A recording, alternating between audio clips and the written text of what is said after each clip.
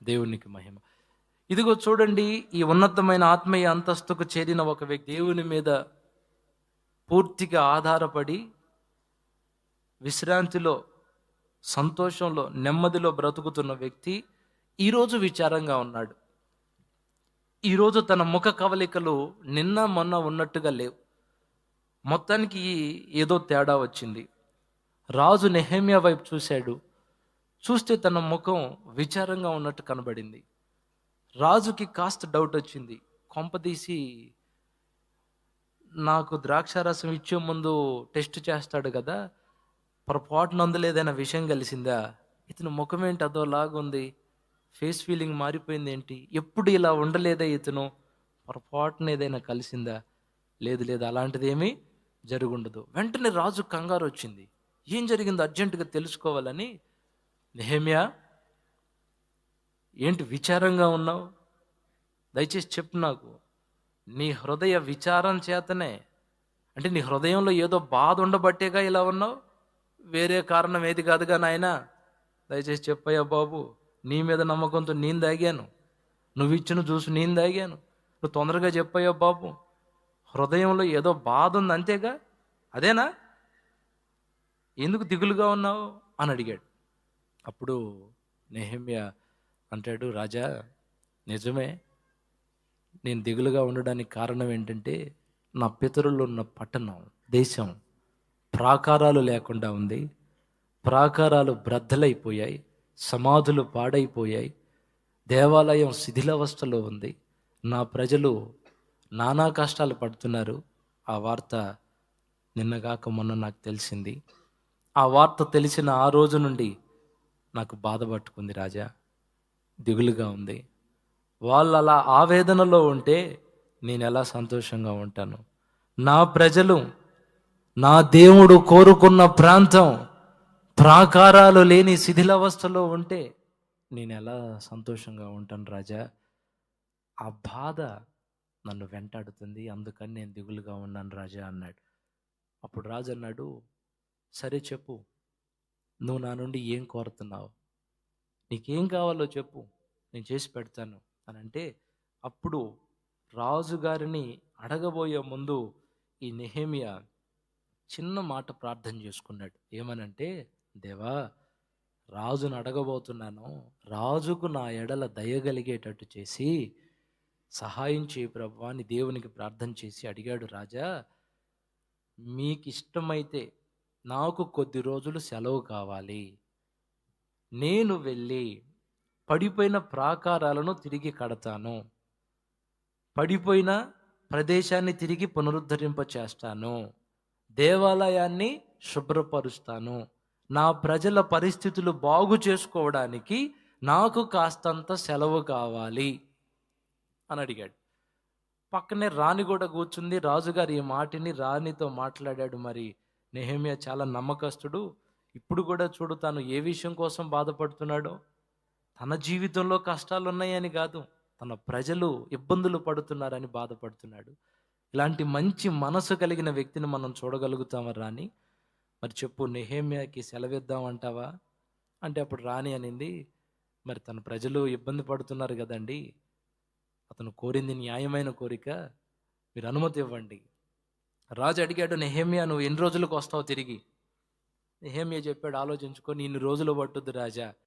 సరే పో, ఎన్ని రోజులు కావాలంటే అన్ని రోజులు నీకు లీవ్ ఇస్తున్నా, తీసుకోపో, వెళ్ళి పడిపోయిన ప్రాకారాలను తిరిగి కట్టి ఆ తర్వాత వచ్చాయి. దేవునికి మహిమ కలుగునుగాక. ఇప్పుడు ఇక్కడ ఒక ఉన్నతమైన అంతస్తులో ఉన్న వ్యక్తి తను చేస్తున్న ఉద్యోగానికి సెలవులు ప్రకటించాడు. ఆ సెలవులు ప్రకటించడానికి కారణం ఏంటి? అనారోగ్యం వచ్చిందనా? మీరు చెప్పాలి. పెళ్ళి జరగబోతుందా? 16 రోజుల పండగ, 40 రోజుల పండగ, ఎవరైనా పోయారా? ఎవరైనా వచ్చారా? ఎందుకు సెలవు పెడుతున్నాడు? మీరు చెప్పండి. పడిపోయిన ప్రాకారాలను తిరిగి, ఇప్పుడు మనం చదువుకునే రోజుల్లో కావచ్చు, చదువుకునే పిల్లలు ఉన్నారు ఇప్పుడు వాక్యం వినే వాళ్ళల్లో, ఇటు ఉద్యోగాలు చేసేవాళ్ళు, జీవనోపాధికి పోయే వాళ్ళు అందరూ ఉన్నారు ఇక్కడ. మనం కూడా అప్పుడప్పుడు మనం చేసే పనులు మానుకొని కొన్నిసార్లు సెలవులు పెట్టాం. పెట్టామా లేదా? ఎంతమంది పెట్టారు చెప్పండి? అందరు చేతులు ఎత్తాలి, ఎందుకంటే అది అంతే. పెట్టామా? ఎందుకు పెట్టారు? ఎందుకు పెట్టారు? ఇందాక నేను చెప్పానే, ఆరోగ్యం బాగోకపోతే, ఎవరైనా బంధువులు వస్తే, ఎక్కడైనా పెళ్లి జరిగితే, ఎవరైనా పోతే, ఈ పెళ్లి చేసుకుంటారు యవనస్తులు. పెళ్లి చేసుకున్న 1-2 రోజులు కాదు, ఇందాక చెప్పాను కదా, 16 రోజులు, 32 రోజులు, నెల, 2 నెలలు సెలవులు పెట్టేవాళ్ళు. రకరకాల కారణాలతో మనం పనులు చేసే ప్రాంతంలో అడిగి, నాకు కాస్త అంత సెలవు కావాలంటే, నేను ఈరోజు రాలేను, నాకు కాస్త పనులు ఉన్నాయి, బాగోలేదని రకరకాల కారణాలు పెట్టి ఆగాం. కానీ ఇక్కడ కనబడుతున్న వ్యక్తి ఏ కారణంతో తాను పనికి వెళ్లకుండా ఆగాడో తెలుసా? ప్రాకారాలను తిరిగి పునర్నిర్మించాలి, ఆ ఉద్దేశంతో సెలవు పెట్టాడు. ఇదొక సంతోషకరం అనిపించింది నాకు చదువుతున్నప్పుడు. వాస్తవానికి అవసరం లేదు, అవసరం లేకపోయినా తానే కల్పించుకొని, మీకు తెలుసా, నేను ధ్యానం చేసి చూసినప్పుడు అక్కడ బైబిల్ గ్రంథంలో ఇన్ని రోజులు నాకు లీవ్ కావాలని చెప్పి ఆయన పర్టికులర్గా రోజులు చెప్పినట్టు కనబడదు. కానీ కాస్తంత లోతుగా ధ్యానం చేస్తే బైబిల్ పండితులు ధ్యానించి సుమారుగా వాళ్ళు చెప్పిన ఎస్టిమేషన్ ఎంతంటే, దగ్గర దాపుగా ఒక 6 నెలల సెలవు అడిగాడండి. ఎన్ని నెలలు? 6 రోజుల, 6 వారాల కాదు, 6 నెలలు సెలవు అడిగాడు.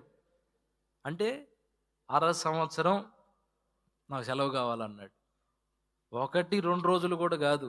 ఉద్యోగం ఉంటే ఉంది, ఊడితే ఊడింది, నాకు ఇది ముఖ్యం కాదు, నా ప్రజలు నాకు ముఖ్యం, నా దేశం నాకు ముఖ్యం, నా దేవుని ప్రదేశ మందిరం నాకు ముఖ్యం, నేను వెళ్ళాలి, నేను పరదేశిని, ఉద్యోగాలు చేస్తూ ఉట్టి కడుతూ ఊరేగడానికి కాదు నేను ఈ లోకంలోకి వచ్చింది.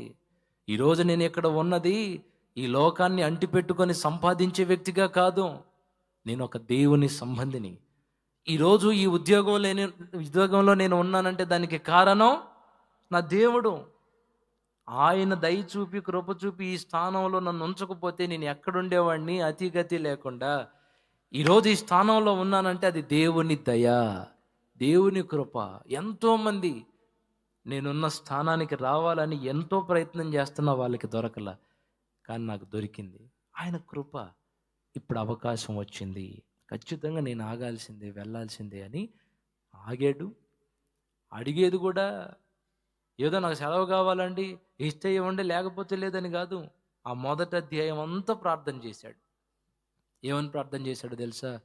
దేవా, పాడైపోయిన ప్రాకారాలను తిరిగి కట్టాలి, దయచేసి మా పితరుల పాపాలు క్షమించు, నా పాపాలు క్షమించు, మా కుటుంబీకుల పాపాలు క్షమించు, దయచేసి కనికరించు, కృప చూపయ్యా. నేను రాజుగారి దగ్గరికి వెళ్తున్నాను, ఇన్ని రోజులు అవకాశం ఇవ్వమని అడగబోతున్నాను, దయచేసి నాకు సహాయం చేయి ప్రభువా, దయచేసి రాజుగారికి దయ పుట్టించేటట్టు చేయి, నేను అడిగినప్పుడు ఆయన అవకాశం ఇచ్చేటట్టుగా సహాయం చేయి ప్రభువా అని మొదటి అధ్యాయం అంతా ప్రార్థన చేసి ఏడ్చి కన్నీరు విడిచి, ఆ ఏడ్చిన కన్నీటి ముఖంతో రాజుగారి సముఖంలో అడుగుపెట్టాడు. అక్కడ కూడా రాజు అడిగినప్పుడు ప్రార్థన చేసి అడిగాడు. ఈరోజు నా ప్రియ దేవుని బిడ్డలారా, మనం ఇప్పటిదాకా ఎన్నోసార్లు మనం చదువుకునే ప్రదేశాల్లో, కాలేజీల్లో, ఆఫీసులో, పనిచేసే దగ్గర రకరకాల కారణాలతో సెలవులు పెట్టుండొచ్చు. కానీ ఇక ముందు మనం పెట్టాల్సిన సెలవు దేనికో తెలుసా? పడిపోయిన ప్రాకారాలను తిరిగి కట్టుకోవడానికి సెలవులు ప్రకటించాలి, మందిరాన్ని పునర్నిర్మించడానికి సెలవులు ప్రకటించాలి, ఆధ్యాత్మిక జీవితాన్ని తిరిగి కట్టుకోవడానికి నువ్వు రావాలి పక్కకి. ఇదిగో చూడండి, ఎంతో మంది ప్రార్థన బలిపీఠాలు కూలిపోయాయండి. ఒకప్పుడున్న ఆత్మీయ స్థితి, ఒకప్పుడున్న రోషం, ఒకప్పుడున్న పట్టుదల, ఒకప్పుడున్న తీవ్రత, ఒకప్పుడున్న భారం యథార్థంగా ఈరోజు మనకుందా? ఆ మంట రగులుతుందా? కొంచెం చల్లారినట్టుగా ఉందా? ఎవరికి వాళ్ళు పరిశీలించుకోండి, యథార్థ హృదయంతో చూసుకోండి. ఇదే ఆత్మీయతతో ఇంకొద్ది రోజులు కొనసాగితే ఇంకా చల్లారిపోతావా? ఇంకా దిగజారిపోతావా? రోజు రోజుకి ఆత్మీయ జీవితంలో చల్లగా దిగజారిపోతావా? ఏమండి, కొంతమంది కుటుంబాల్లో శత్రువు విలయతాండం చేస్తున్నాడు, నాట్యం ఆడుతున్నాడు కొన్ని కుటుంబాల్లో, కొంతమంది వ్యక్తిగత ఆత్మీయ జీవితాల్లో. కారణం ఏంటి? ప్రాకారాలు లేవు. ప్రాకారం లేనప్పుడు సర్పం వస్తుందిగా. ఇంటికి కాంపౌండ్ ఎందుకు కడతామండి? ఇళ్ళకి కాంపౌండ్ ఎందుకు కట్టుకుంటాం? దేశానికి ప్రాకారాలు ఎందుకు ఉంటాయి? విష సర్పాలు జొరబడకుండా, గుంటనక్కలు జొరబడకుండా, దొంగలు దోపిడీ చేయకుండా, శత్రువులు అన్నప్పుడల్లా వచ్చి దాడి చేయకుండా ప్రాకారం అడ్డుగా ఉంటుంది. ఈరోజు ప్రాకారం లేక దేశం శిథిలావస్థలో ఉన్నట్టు చాలామంది ఆధ్యాత్మిక జీవితం అస్తవ్యస్తంగా ఉంది. శత్రువు వాడు ఎప్పుడు రావాలనుకుంటే అప్పుడు వస్తున్నాడు. నేత్రాశ, ఎప్పుడు కళ్ళని కంట్రోల్ చేయాలని చూసిన ఆ దెయ్యం కళ్ళని కంట్రోల్ చేస్తుంది. ఒకప్పుడు నీ కన్ను నువ్వు చెప్పిన మాట వింది, ఈరోజు నీ కన్ను నువ్వు చెప్పిన మాట వింటలా. ఇది అందరికని కాదు, కొందరికి. ఒకప్పుడు నీ నాలుక ఈ మాట అనకూడదు అని నువ్వు నిర్ణయించుకుంటే నాలుక కంట్రోల్లో ఉంది. కానీ ఈరోజు, ఆనాడు అహబు పరిపాలనలో దురాత్మ ప్రవక్తల నాలుకల మీద కూర్చున్నట్టు అన్నప్పుడల్లా వచ్చి వాడు నీ నాలుక మీద కూర్చొని అనరాని మాటలు నీ నాలుక నుండి, నీ నోటి నుండి వచ్చేటట్టు చేస్తున్నాడు. బ్రేకు లేదు, ఒక నిగ్రహం లేదు, హృదయం విచ్చలివిడి ఆలోచనలు. ఒకప్పుడు హద్దు గీస్తే అది దాటలని ఆలోచన. ఇలానే ఉండాలి, ఇది రైటు, ఇది రాంగు, నువ్వు ఆలోచిస్తుంది తప్పు, ఇది కరెక్ట్ కాదంటే మొత్తం నీకు అనుకూలంగా మారిపోయింది. కానీ ఈరోజు నీ ఆలోచన మారిపోతుంది, నీ నాలుక, నీ చూపు, నీ హృదయ వైఖరి, నీ ప్రవర్తన టోటల్ చేంజ్ వచ్చింది. అలాంటప్పుడు బాధ ఉండొద్దా లేదా? విచారం ఉండొద్దా లేదా? ఆత్మీయ జీవితాన్ని గురించి చింత ఉండొద్దా లేదా? ఉండొద్దా లేదా? కాస్త ఆలోచించండి. అద్భుతమైన అవకాశం వచ్చింది. ఎన్నో ఎన్నో ఎన్నోసార్లు ఆగాం, పనులు మానుకున్నాం, ఆరోగ్యం బాగోలేదని, జలుబు వచ్చిందని, తలనొప్పి వచ్చిందని, జ్వరం వచ్చిందని, అదాన్ని ఈదాన్ని ఎన్నో కారణాలు చెప్పి అన్నీ మానుకొని మన పనులు మనం చేసుకున్నాం, శరీరానికి సంబంధించినవి కదా. ఇప్పుడు ఆధ్యాత్మిక జీవితానికి సంబంధించి సరిచూసుకోవలసిన సమయం వచ్చింది. దేవుని సన్నిధికి రావలసిన సమయం వచ్చింది. పడిపోయిన వాటిని తిరిగి కట్టుకోవలసిన సమయం ఆసన్నమైంది. నెహెమ్యా ఒక ఉన్నతమైన పదవిలో ఉండి కూడా తిరిగి ప్రాకారాలు కట్టాలని చెప్పి 6 నెలలు గడువు తీసుకొని వెళ్ళాడు. ఒకటి, సమాజాన్ని బాగు చేయాలని, దేవాలయాన్ని బాగు చేయాలని, పడిపోయిన ప్రాకారాలే కాదు, పడిపోయిన సమాజపు విలువలను తిరిగి పునర్నిర్మించాలని వెళ్ళాడు, కష్టపడ్డాడు, దేవుడు కోరుకున్న పని చేశాడండి.